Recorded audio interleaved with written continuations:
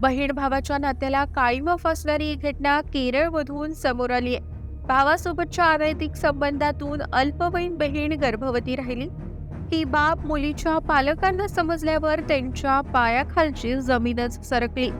त्यांनी गर्भपाताच्या परवानगीसाठी न्यायालयात धाव घेतली, मात्र कोर्टानेही मुलीला गर्भपात करण्यास परवानगी देण्यास नकार दिला. याचं कारण स्पष्ट करतानाच कोर्टाने अल्पवयीन मुलीने तिच्या पालकांच्या देखरेखीखाली राहावं असे आदेश दिले.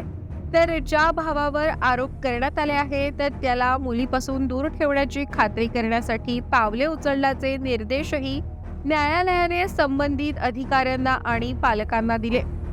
भावासोबतच अनैतिक संबंध निर्माण झाल्यामुळे एक अल्पवयीन मुलगी गरोदर राहिली.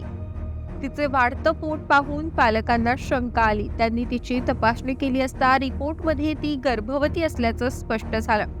रिपोर्ट पाहून त्यांच्या पायाखालची जमीनच सरकली. त्यांनी गर्भपातासाठी परवानगी मिळावी म्हणून केरळ उच्च न्यायालयात धाव घेतली. गर्भधारणेमुळे मुलीला शारीरिक आणि मानसिक त्रास होऊ शकतो असा युक्तिवाद मुलीच्या कुटुंबियांनी न्यायालयात केला. तर या प्रकरणाचा तपास करणाऱ्या वैद्यकीय मंडळानेही मुलीचं वय लहान आणि संभाव्य मानसिक आघात यामुळे गर्भपात करण्यात यावा अशी शिफारस केली होती.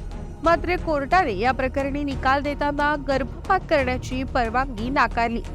कोर्टाने ही परवानगी नाकारण्याचं कारण स्पष्ट करताना असं म्हटलं की मुलीच्या पोटात वाढत असलेला गर्भ हा 34 आठवड्यांपर्यंत पोहोचला आहे. तो पूर्णपणे विकसित झाला असल्याने आता गर्भपात करता येणार नाही. गर्भ आता गर्भाबाहेर येऊन त्याच्या जीवनाची तयारी करत आहे. अशा वेळी गर्भपात करणं अशक्य आहे. त्यामुळे साहजिकच मुलाला जन्म देण्याची परवानगी द्यावी लागेल असं कोर्टाने म्हटलंय.